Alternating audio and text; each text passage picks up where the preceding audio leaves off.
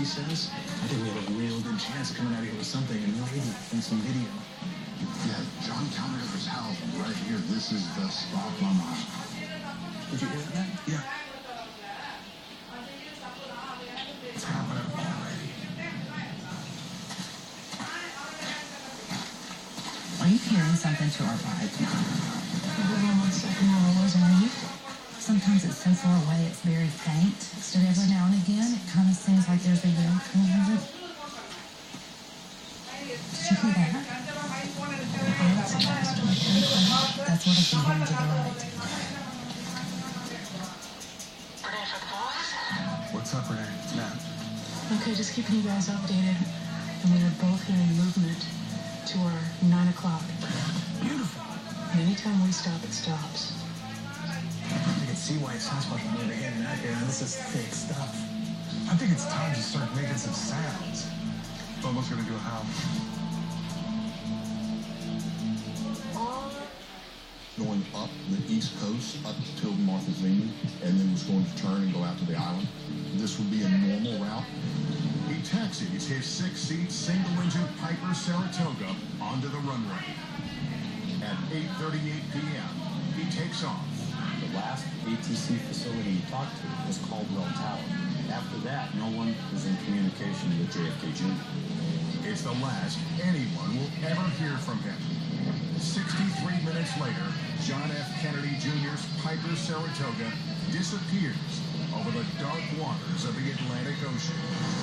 We continue now with our top story this morning. The search for John F. Kennedy Jr. is... When word of the crash reaches the public, the National Transportation Safety Board is tasked with figuring out what happened. They talk to the person they believe was the last to see JFK Jr. alive.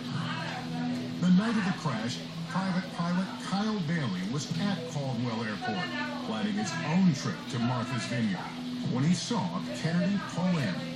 I would say maybe around 7 p.m. or so. That's the direction of what we heard behind us.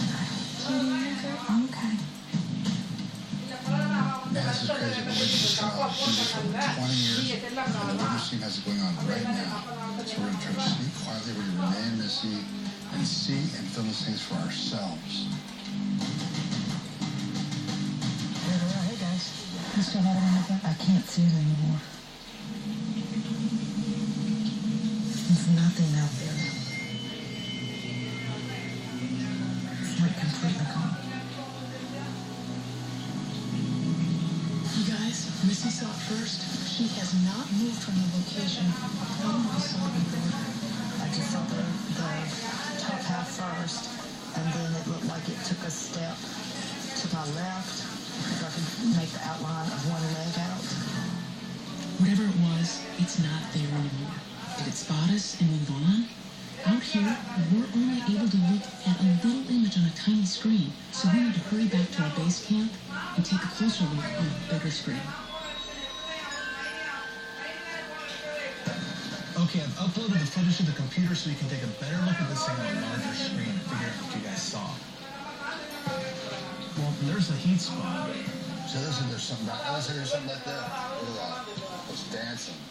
It even looks like it has the two legs. Yeah.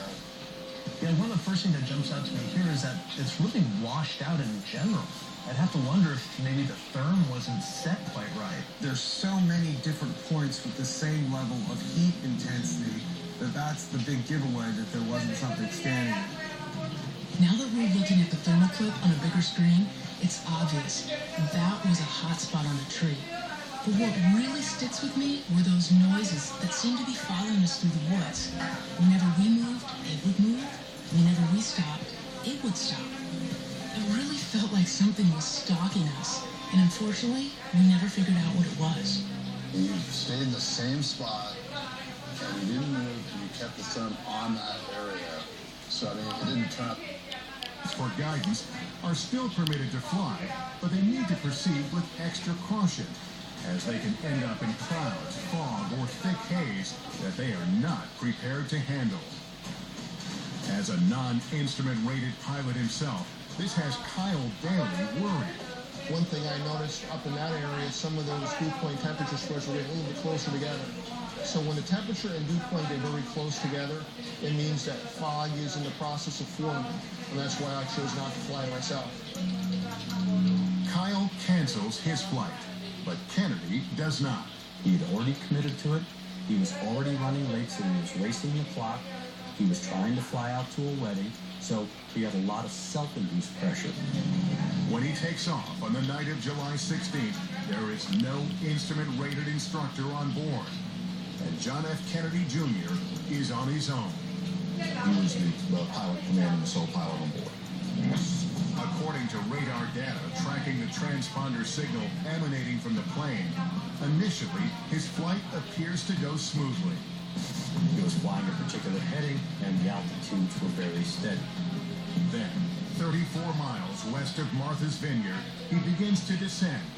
The initial part of that radar data shows that the airplane is descending at a nominal rate, 600 feet a minute, and a controlled airspeed of 160 knots. But then, something changes. At 2,200 feet above sea level, he starts a right turn and climbs back up to 2,500 feet. He stays there for a minute and then begins to descend again. This time, the descent is not controlled. The aircraft drops at more than 4,000 feet per minute. The final change in vertical speed to 4,000 feet per minute, the airplane got into an out-of-control situation from which he could not remedy. The radar signal cuts out at 1,100 feet. The Saratoga is lost.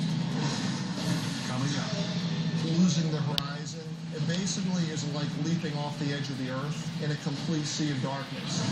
and later, I was looking south, and it was a beautiful view, and all of a sudden, an enormous explosion. July 17, 1999.